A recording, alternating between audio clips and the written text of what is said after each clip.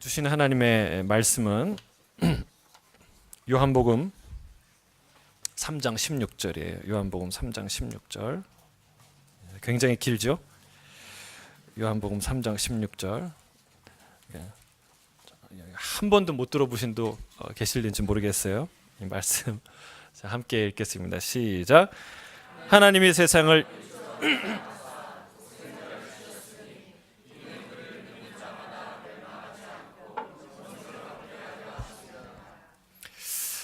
우리는 지난 고난주간 새벽기도를 통해서 십자가에 새겨진 의미들을 하나씩 살펴보았습니다. 우리가 5가지를 살펴보았는데 첫째는 십자가의 대속이에요. 따라하겠습니다. 십자가의 대속. 예수님께서 세상에 등장하실 때에 가장 그 예수님을 먼저 알아본 사람이 세례 요한이죠. 그가 세례 요한을 일컬어서 선언한 말이 있습니다. 보라, 세상 죄를 지고 가는 하나님의 어린 양이로다. 여러분, 이 말은 기가 막힌 선언이에요. 예수님이 이 땅에 오신 목적, 방향, 그 의미를 정확하게 선포한 말씀이라는 사실이죠. 주님은 십자가를 위해서 이 땅에 오셨어요.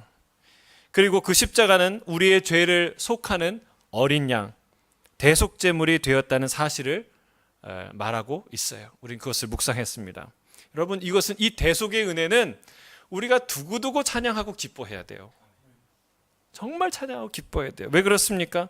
십자가에서 내 모든 허물과 죄가 다 사라졌어요.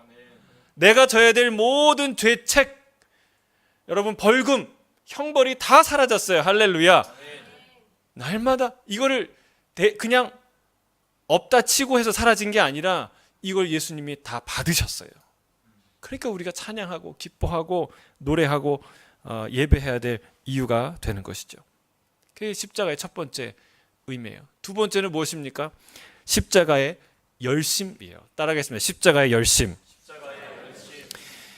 예수님으로부터 아무것도 막을 수 없는 열정이 있었는데 그것은 십자가를 향한 열정이었어요. 이 열심을 아무도 막을 수 없었어요. 그걸 알지 못하고 막아서려 했던 베드로가 무슨 소리를 듣습니까? 사탄 소리를 듣습니다. 사탄아, 내 뒤로 물러가라. 여러분, 진짜 사탄도요 3번씩이나 대화했거든요. 논쟁했거든요. 근데 베드로는요 듣자마자 예수님께서 사단아, 뒤로 물러가라고 꾸짖으십니다. 여러분, 그만큼 단호한 문제예요. 여러분, 이 십자가 사건은요 언제 기획됐나요? 언제부터 하나님이 이 일을 하기로 작정하셨나요? 창세기 때부터 나타나고 있어요. 창세기 3장 15절 너는 이 뱀에게 말하죠. 너는 여인의 후손의 뒤꿈치를 상하게 할 것이나 여인의 후손은 내 머리를 상하게 할 것이다. 여러분, 이것은 바로 예수님의 그 대속의 십자가의 사건을 지칭하는 말이죠. 또한 하나님은요 구약이 펼쳐지는 그 모든 시간과 역사 가운데 내내 이 십자가 사건을 준비하세요. 그리고 그것을 열심히 이루어 가세요. 이 어린 양이 나타난 예수님의 이 대속의 어린 양이 나타난 그 또 사건이 어디 있습니까? 유월절이에요. 유월절에 모든 장자가 죽어야 되는데 그 장자 대신 누가 죽습니까? 어린 양이 죽습니다. 그 양을 유월절 어린 양의 피를 바르면 패스오버, 유월하죠. 여러분, 이게 예수 그리스도를 상징하는 거예요. 여러분, 나중에 때려 맞힌 게 아니에요. 억지로 끼워 맞힌 게 아니에요. 하나님이 이것을 계획하시고 여러분 수백 년, 수천 년간 여러분 이 한 가지 열정을 가지고 끌고 가는 게 쉽겠습니까? 여러분, 대단한 열정인 거예요. 그거는 너무나 아무도 끌 수 없는 열정인 것이죠. 여러분, 그 이후에 또 율법을 주시는데 성막과 성전에서 일어나는 모든 제물 제사들, 그 희생 제사들, 그게 다 어린 양 그리고 예수 그리스도의 희생을 의미하는 것이죠. 또한 여호와 일에 아브라함이 이삭을 바치는 그 모리아 산에서도 그 어린 양이 나타났죠. 또한 시편 기자와 이사야를 통해서 수많은 당신의 종들을 통해서 끊임없이 예고하시고 그때를 준비하셨어요. 드디어 세상에 가장 깊은 어둠이 드리울 때 가장 밝은 빛이 비추었습니다. 예수님이 이 땅에 오셨어요. 생명의 빛을 비추었죠. 그리고 예수님이 십자가의 길을 달려가셨어요. 전력 질주하셨어요. 십자가는 가장 참혹한 죽음이었으나 가장 숭고하고 아름다운 일을 이루신 장소입니다. 여러분, 그 이후에 또 어떻게 됐나요? 여러분, 이 이야기가 계속 진행되는 거예요. 이 십자가 복음을 그 증인이었던 제자들이 들고 어디를 향해 달려가요? 세상 끝으로 달려가요. 유대와 사마리아와 땅끝까지 달려가요. 가서 그 복음을 전할 때 기적이 일어납니다. 충격적인 일들이 곳곳마다 엄청난 파장들이 일어나는 것이죠. 여러분, 예수님의 예자도 모르던 우리 대한민국의 조선 땅에 여러분 복음이 전해지는데 어떤 일이 일어났어요? 이런 일이 일어났어요. 할렐루야. 여러분, 놀라운 영적 파장과 축제들이 곳곳에서 일어나고 생명으로는 놀라운 역사들이 일어난 거예요. 그리고 요한계시록은 이 세상 끝에 오실 예수님, 모든 영광을 받으실 예수님을 뭐라고 부르십니까? 뭐라고 불러요? 죽임당하신 어린 양. 여러분, 세상의 처음과 그리고 세상 이 역사 그 모든 면면의 과정과 그리고 세상 끝날 뭐가 있어요? 십자가가 있어요. 그 모든 것을 관통하는 것은 하나님의 이 십자가 사건이에요. 할렐루야. 여러분, 예수님의 그 많은 이름이 있는데 왜 하필이면 죽임당하신 어린 양이에요? 십자가에서 죽으신 바로 그 예수님이라는 사실이에요. 여러분, 그 예수님이 영광 받으실 줄로 믿습니다. 역사를 관통하는 하나님의 열심, 하나님의 관심, 하나님의 심장, 그것은 뭐예요? 십자가에 드러났다는 사실입니다. 이것은요, 이 십자가를 막아서는 자는 어리석은 자가 될 것이고 부끄러움을 당하게 될 것이고 가루처럼 부서지게 될 줄로 믿습니다. 이 십자가의 열정은요, 아직도 현재 진행형이에요. 멈추지 않고 세상 끝을 향해 나아가고 있어요. 우리가 십자가에서 본 이 십자가에 새겨진 메시지 세 번째는 십자가의 은혜입니다. 따라가겠습니다. 십자가의 은혜. 예수님은 제자들과 마지막 만찬에서 뜻깊은 메시지를 전달해 주셨어요. 떡을 나눠주시면서 뭐라고 얘기합니까? 이것은 너희를 위해 찢기는 내 살이다. 식후에 또 잔을 나누시면서 주님이 말씀하셨어요. 뭐라고 얘기하십니까? 이것은 너희를 위해 흘리는 내 피다. 새 언약의 피다. 주님이 말씀하셨어요. 그리고 이것을 행하여 나를 기념하라, 나를 기억하라 말씀하셨습니다. 그럼 무슨 뜻입니까? 이게 십자가 메시지라는 거예요. 내일 십자가를 지는데 오늘 제자들과 마지막 만찬을 하면서 이 얘기를 하시는 거예요. 십자가를 보면 십자가가 무슨 의미인 줄 아냐? 그것은 내가 너희를 위해서 살을 찢고 피를 흘렸다는 사실이다. 이걸 기억하라는 거예요. 여러분, 이건 무엇입니까? 은혜죠, 은혜. 은혜는 값없이 주어지는 겁니다. 그런데 여러분, 은혜 중에 가장 큰 은혜는 누군가 나에게 줄 수 있는, 그 사람이 나에게 줄 수 있는 가장 큰 은혜는 무엇이냐면 자신의 전부를 주는 거예요. 그 이상은 줄 수가 없지요. 여러분, 예수님 십자가에서 우리에게 무엇을 주셨습니까? 주님이 주실 수 있는 그 어떤 것을 준 게 아니라 주님이 줄 수 있는 모든 것을 주신 거예요. 할렐루야. 그게 살과 피예요. 그게 살과 피가 의미하는 것이죠. 그 모든 상상할 수 없는 큰 은혜를 부어주시고 주님이 뭐라고 얘기합니까? 받아 먹으라 라고 얘기하세요. 사랑하는 성도 여러분, 은혜는 받아야 되고 음식은 먹어야 돼요. 주의 살과 피는요, 먹어야 돼요. 주님이 주신 살과 피는 내 안에 들어와서 내 에너지가 되고 내 힘이 되고 내 세포가 되고 내 뼈가 되고 내 생명이 되고 그리고 나와 분리될 수 없는 나가 됩니다. 나와 하나가 되는 것이죠. 주님은 우리와 하나 되시기 위해서 십자가에 죽으신 거예요. 나와 하나, 진짜 하나 되기 위해서, 내 안에 들어오시기 위해서, 우리를 당신 안으로 초대하기 위해서, 분리될 수 없는 하나가 되기 위해서 우리를 십자가에 죽으신 줄로 믿습니다. 여러분, 이보다 더 큰 은혜가 어디 있습니까?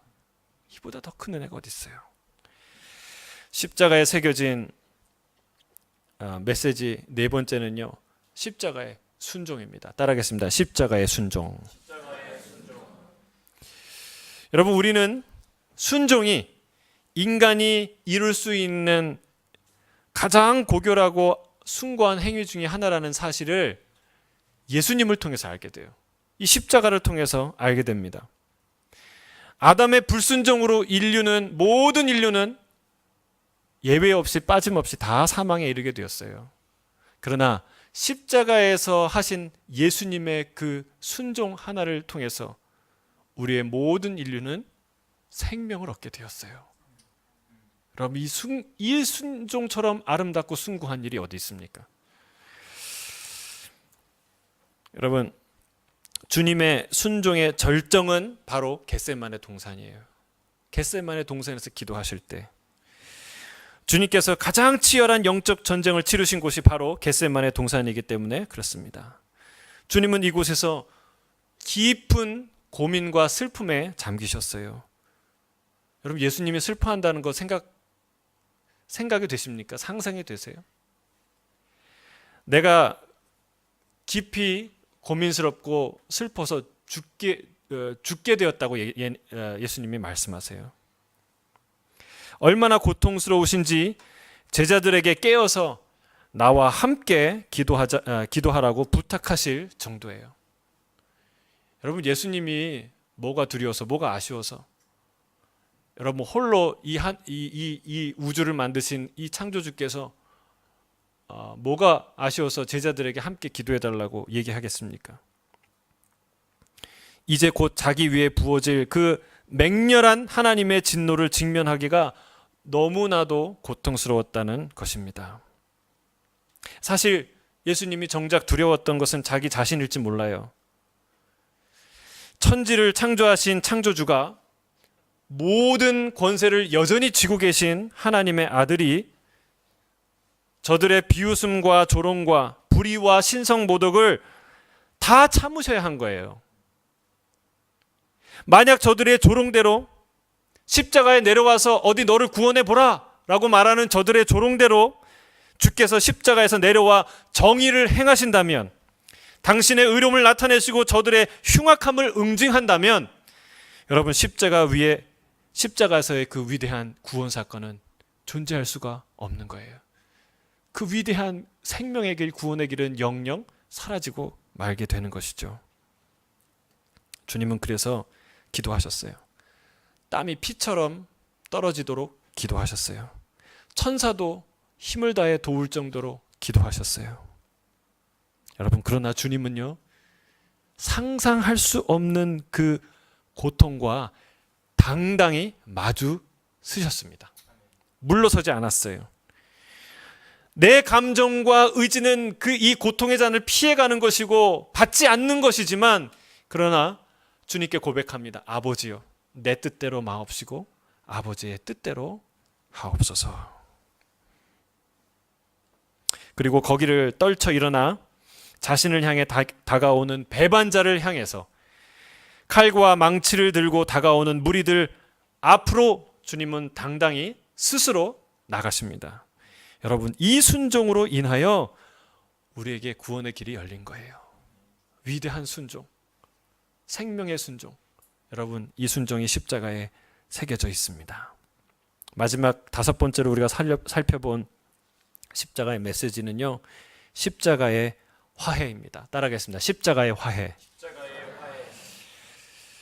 드디어 예수님이 십자가에 달리시죠. 밤새 온갖 흉악하고 치졸한 신문을 다 거치시고 모욕적인 매질과 조롱을 다 당하시고, 그리고 살점이 찢겨나가는 채찍질을 받으시고, 그리고 가시면류관을 쓰시고 유대인의 왕이라 조롱하며 입혀준 그 자색 옷을 걸치시고 천근 같은 십자가를 지시고 골고다의 길을 오르십니다. 제3시, 그러니까 우리 시간으로 오전 9시죠. 오늘 오전 9시죠. 금요일 오전 9시에 주님의 양손과 발에 못을 박은 그 십자가가 세워집니다. 여러분, 생각해 보세요. 이 손목에 쇠못을 박는데 잘못 박으면 혈관이 터져서 금방 죽으니까 혈관을 피해서 박아요. 여기는 진짜 뼈를 찌르고 뼈를 깎는 아픔이 동반되겠죠. 그리고 거기는 모든 신경이 지나가는 곳이에요. 여러분, 그 십자가가 누워있을 때는 그나마 괜찮은데 십자가가 세워집니다. 체중이 가해질 때는 안전하게 서 있을 수도 누워 있을 수도 없는 그런 상황에서는요, 이 신경과 뼈를 누르는, 수시로 누르는 그 모든 고통이 그냥 그대로 쉬지 않고 온 몸을, 온 영혼을 뒤흔드는 거예요. 그 십자가가 세워졌어요. 정오가 되자 하늘이 캄캄해집니다. 제9시, 그러니까 오후 3시에 드디어 우리 주님은 숨을 거두십니다. 근데 여러분, 이 숨질 때 놀라운 사건이 하나 일어납니다. 이 숨지실 때 유대인들이 그토록 애지중지하고 그토록 소중히 여기는 성전, 그 성전 가운데도 그 지성소, 성소와 지성소, 그곳에 있는 휘장이 찢어집니다. 위에서 아래로. 마태, 마가, 누가복음이 공히 기록하고 있어요. 휘장이 찢어지는데, 여러분, 이것은 지성소로 들어가는 일은 그러니까 유대인 중에 단 한 명, 대제사장, 그것도 1년에 단 한 번 들어갈 수 있는, 하나님을 만나러 들어갈 수 있는 곳이에요. 근데 여러분, 그 휘장이 찢어집니다. 이거는 놀라운 역사예요. 이것은 십자가의 사건의 의미를 단적으로 드러내는 사건입니다.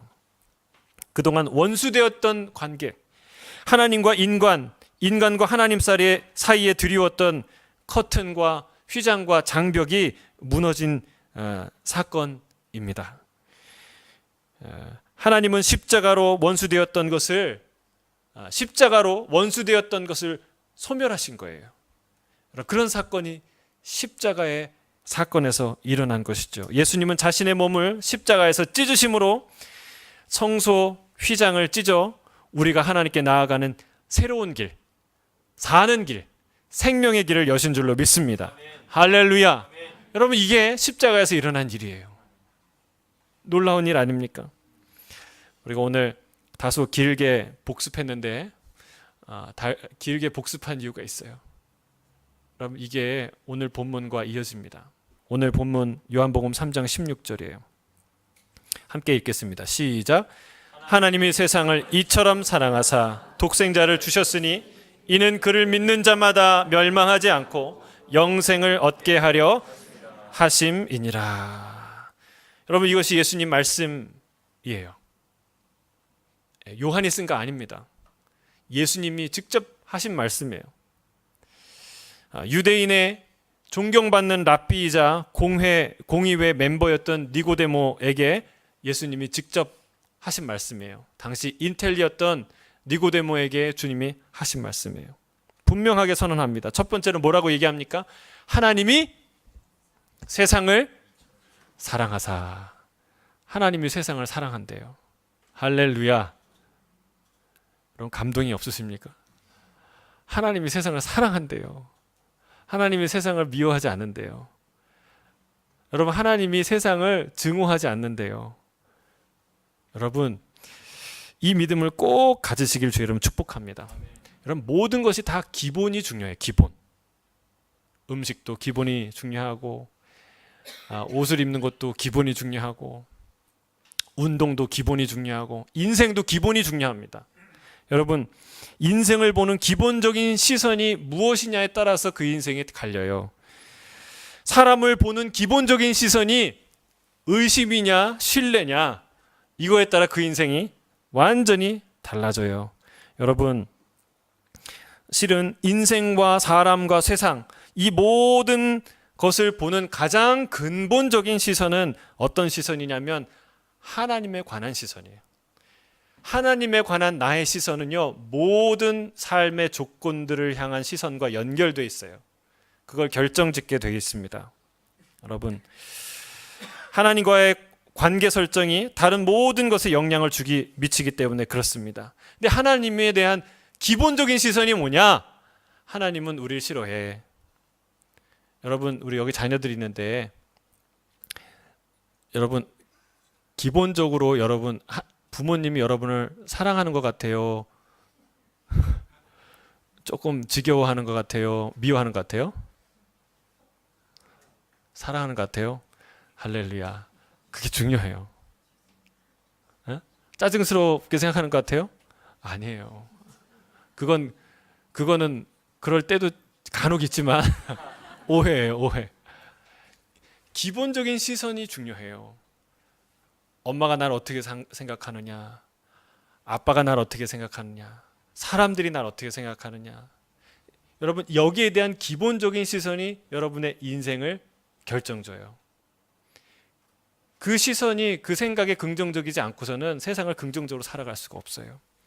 여러분, 가장 근본적인 시선은 뭐냐? 하나님이 세상을 사랑한다는 거예요.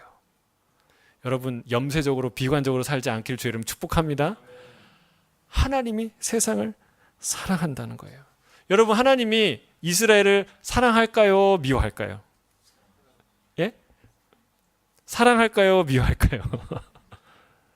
여러분, 이스라엘을 미워하셔도 사랑하기 때문에 미워하시는 거예요. 여러분, 이 차이를 아시겠어요? 그러니까 그냥 아무 감정 없이 미워하는 사람이 있고 너무너무 사랑해서 미워하는 사람이 있어요. 여러분, 그 두 개는 너무 다른 감정이에요. 그래서 여러분, 가족 상담할 때요, 이 생각을 해요. 여러분, 목사만 가족 상담 받는 거 아니잖아요. 여러분도 주변의 모든 가정의 일들을 상담 받잖아요. 그럴 때 꼭 기억해야 될 게 있어요. 후자가 이 가정에 일어나는 미움의 진짜 모습이에요. 사랑하니까 미운 거예요. 사랑하고 싶으니까 미운 거예요. 근데 그걸 모르면요, 밉다는 얘기만 들어요. 그래서 딱 그 얘기만 듣고 저 집 큰일 났어. 조금 있으면 이혼할 것 같아. 여러분, 그런 생각하는 거예요. 그 천만의 말씀입니다. 여러분, 내 남편 좋고 사랑해, 이 얘기는 낯간지로 잘 못해요. 마음에 있는 이야기는 잘 못하게 돼 있어요. 나쁜 얘기, 힘든 얘기만 온종일 듣고 저 집은 이혼 일보 직전이구나, 이렇게 생각하는 거예요. 그렇지 않아요. 여러분, 성경에 하나님의 진노가 나타나고 성경에 하나님이 이스라엘을 꾸짖는 이야기가 나타나지만, 여러분, 하나님의 진짜 이스라엘 향한 마음은 뭘까요? 사랑이에요.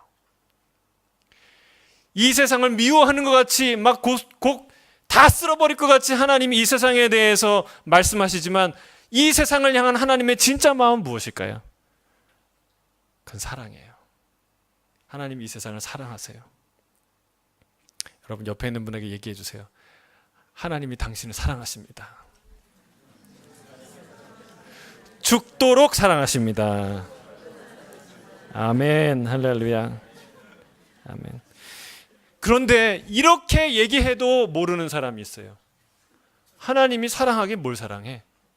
하나님이 날 사랑하면 뭐 밥이 나와, 국이 나와. 말만 그렇지. 여러분, 이런 어리석고 무례한 이야기를 하는 사람을 위해서 하나님께서 사랑의 징표를 보여주시는 것이 십자가예요.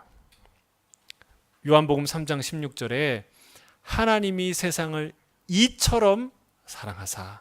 근데 이처럼이 도대체 어떻게 하나님을, 얼마만큼 나를 사랑하셨는가? 얼마만큼 세상을 사랑하셨는가? 여러분, 그거는요, 요한복음 3장 16절 그 앞에 14절 15절의 내용을 읽어보면 더 분명하게 나와 있어요. 그 이야기를 받으시는 거예요. 이처럼 사랑하셨다는 것인데, 자, 14절 15절 함께 읽겠습니다. 시작. 모세가 뱀을 든 것 같이 인자도 들려야 하리니 이는 그를 믿는 자마다 영생을 얻게 하려 하심이라. 여러분, 뭐예요? 인자를 주시겠다는 거예요. 뒤에 이제 독생자라고 이제 구체적으로 말씀하시는데, 여러분, 이스라엘이 광야에서 악한 말로 하나님께 범죄하자 하나님이 불뱀을 보내시죠. 근데 동시에 그들을 살릴 수 있는 방법과 길을 여세요. 그것은 무엇입니까? 노뱀을 만들어서 높이 들어라. 장대에 달아서 높이 들어라. 그 노뱀을 보는 사람마다 살아날 것이다. 주님 말씀하세요. 그래서 그 뱀을 보는 사람이 살았나요? 죽었나요? 다 살았어요. 그걸 본다고 살아? 내가 차라리 내 손에 장을 지져 안 보고 말어. 그런 사람은 살았어요? 죽었어요? 다 죽었어요. 다 죽었어요. 여러분, 이것은 바로 십자가를 의미하는 것이죠. 예수님은 마치 그때 높이 달렸던 노뱀처럼 인자는 장대 높이 달려야 할 것이라고 말씀하고 계세요. 그리고 노뱀을 본 자마다 살아난 것처럼 십자가에 달린 그 인자를, 그를 바라보는 사람, 그를 믿는 자마다 영생을 얻게 될 것이라고 말씀하시는 것이죠. 이게 바로 예수께서 말씀하시는 하나님이 이처럼 사랑하사의 이처럼이에요. 16절에요. 다시 한번 그 얘기를 하는데요. 인자 대신 독생자라는 말로 명확하게 사용하십니다. 또한 믿는 자는 영생을 얻고 하고 한 말씀을 첨가하시는데 어떤 말씀을 첨가하십니까? 멸망하지 않고, 그렇죠? 그를 믿는 자마다 멸망하지 않을 것이라는 말씀을 첨가하십니다. 여러분, 하나님의 목적은 멸망시키는 게 아니라 멸망 안 시키는 게 목적인 줄 믿습니다. 여러분, 가라지를 뽑아서 하나님이 심판날에 다 불에 태울 거예요. 근데 하나님이 불에 태우는 게 목적입니까? 천국이 좀 추워서 땔감이 필요해갖고 여러분 일부러 가라지를 키우십니까? 아니에요. 하나님의 목적은 가라지가 아니에요. 하나님의 목적은 알곡이에요. 하나님의 목적은 멸망이 아니에요. 하나님의 목적은 살리는 거예요. 살리는 거예요. 어떻게든 살리는 거예요. 생명을 주는 거예요. 하나님께서 세상을 사랑하신 증거가 무엇이냐? 얼마만큼 사랑하시냐? 그것을 드러낸 사건이 바로 십자가라는 말씀입니다. 우리가 이 고난주간 동안 살펴본 십자가가 바로 하나님의 그 위대한 사랑의 선언인 줄로 믿습니다. 사도 요한은 요한일서에 이 이야기를 좀 더 명확하게 분명하게 쓰고 있습니다. 사도 요한일서 4장 8절에서 10절이에요. 같이 읽겠습니다. 시작.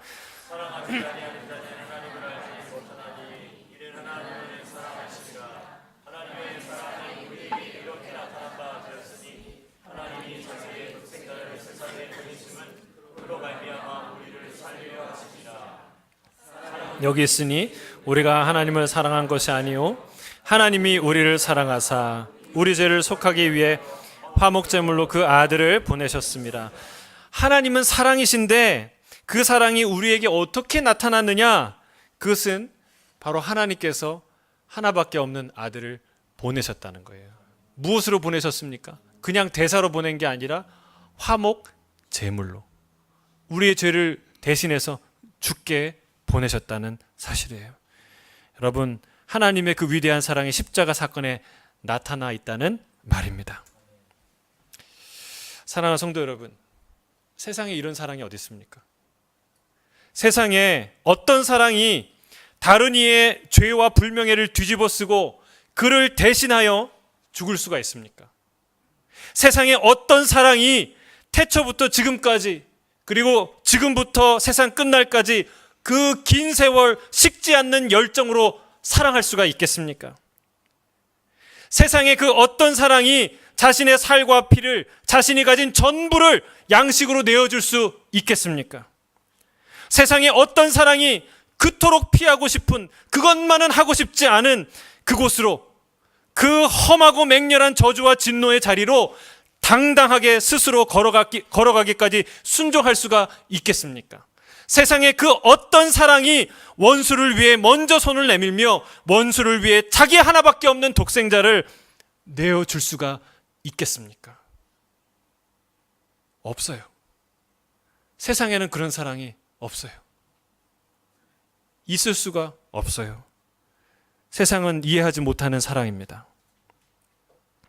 그래서 니고데모는 이해할 수가 없었어요. 도저히 이해할 수가 없었어요. 당대 최고의 지성이라는 니고데모는 예수님의 말씀을 들었으나 알아듣지 못했어요. 예수님께서 하나님 나라는 거듭나지 않으면 아무도 갈 수 없다는 이 말을 했는데, 이 말을 듣고서 당대 최고 지성이라는 사람이 이렇게 반문합니다. 어떻게 사람이 다시 태어납니까? 나이 들어 늙은 사람이 어떻게 다시 엄마의 태에 들어갔다 나옵니까? 이렇게 질문합니다. 불가능합니다. 이렇게 생각하죠. 이것이 니고데모의 생각이었습니다. 사랑하는 성도 여러분, 우린 알아요. 우린 경험했잖아요. 여러분, 어떻게 하면 다시 태어납니까? 어떻게 하면 우리가 다시 살아요? 예? 어떻게 살아요? 죽어야 살아요. 죽어야 돼요. 마치 한 알의 밀이 죽어야 거기서 싹이 나는 것처럼, 여러분, 다시 태어나기 위해서는 지금 살아있는 자아가 죽지 않으면 다시 태어날 수 없습니다. 어떻게 죽습니까? 어디서 죽습니까? 그 비밀이 십자가예요. 그리스도와 함께 내가 십자가에서 죽어야 합니다. 그래야 주의 부활과 함께 우리가 다시 사는 것이지요. 여러분, 이것이 비밀이에요. 이 비밀을 니고데모가 알 리가 없었어요. 주님은 니고데모에게 물과 성령으로 다시 태어나야 한다고 말했어요. 그 말 이후에 또한 육으로 난 것은 육이요 영으로 난 것은 영이라고 말씀하셨어요. 무슨 말입니까? 영으로 태어나야 한다는 얘기예요. 내 영이 십자가에서 예수 그리스도와 함께 죽고 그리고 다시 주님과 함께 다시 살아나야 한다라는 말을 하시는 것이죠.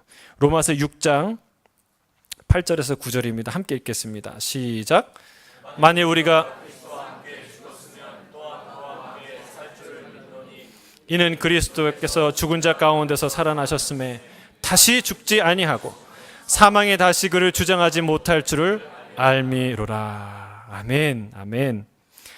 십자가의 사랑은요, 당신의 목숨을 나에게 주는 사랑이고, 그리고 십자가의 사랑은 우리에게 영원한 생명을 주는 사랑입니다. 십자가에서 함께 죽었다가 그 무덤에서 주님과 함께 다시 부활하는 사랑이 바로 십자가의 사랑이에요. 완전히 새롭게 태어나는 것이 바로 십자가인 줄 믿습니다. 그래서 이것 조금 저것 조금 고쳐서, 그러니까 율법을 좀 더 완벽하게 내가 행해서 구원 얻는 게 아니에요. 그래서 천국 가는 게 아니에요. 여러분, 고물 자동차 고쳐서 그 자동차 타고 천국 가는 거 아니라는 거예요. 그 율법이라는 고물차는 폐기 처분해야 돼요. 예수님과 함께 십자가에 죽는 그 동시에 주님은 우리에게 새 구원의 자동차를 주시는 줄로 믿습니다. 십자가에서 완전히 죽고 다시 태어나야 하는 것이죠. 우리는 그리스도 안에서 새로운 피조물로 다시 태어날 줄로 믿습니다. 고린도후서 5장 17절에 이렇게 선포하는 거예요. 같이 읽겠습니다. 시작. 그런즉 누구든지 그리스도 안에 있으면 새로운 피조물이라. 이전 것은 지나갔으니 보라 새 것이 되었도다. 할렐루야. 여러분, 한 알의 밀이 죽어서 싹이 나는 것처럼 우리가 십자가의 주님과 함께 죽은 이후에 우리가 주님과 함께 살아나는 거예요. 이게 십자가의 비밀이죠. 우리는 완전히 새로운 피조물로 새 것으로 다시 태어나는 줄로 믿습니다. 세상에 이토록 아름답고 신비한 사랑이 어디 있겠습니까? 예? 이렇게 아름답고 신비한 사랑이 없죠. 이것이 십자가의 사랑인 줄로 믿습니다. 이것이 하늘 아버지께서 우리에게 주신 놀라운 선물인 줄로 믿습니다. 한 가지 문제가 있어요. 문제는 뭐냐면, 이 십자가의 사랑이 아름답고 놀라운 것은 알겠는데, 십자가에서 내 자아가 죽지 않는다면, 내 자아가 죽지 않는 사람은 이 말씀과 상관없는 자가 된다는 사실입니다. 주의 대속이 나에게 효력을 발생하려면 내 자아가 십자가에서 죽어야 한다는 거예요. 그분과 함께 죽어야 한다는 거예요.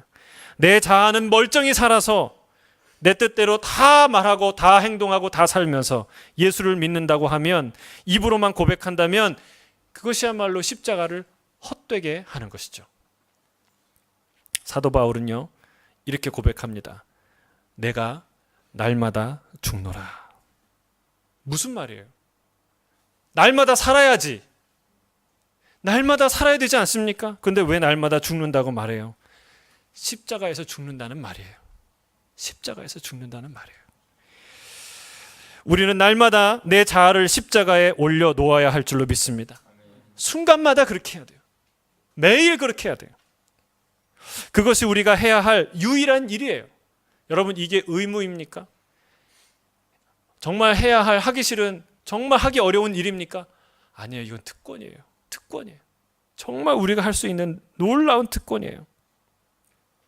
그럴 때에 내가 다시 살아나게 되기 때문에 내 힘으로 할 수 없는 사랑을 하게 되고, 내 힘으로 할 수 없는 용서를 하게 되고, 내 힘으로 끊을 수 없는 죄악을 끊게 되고, 내 힘으로 없앨 수 없는 모든 죄책을 다 도말하는 놀라운 능력이 바로 십자가에서 내 자아가 죽는 사건인 줄로 믿습니다.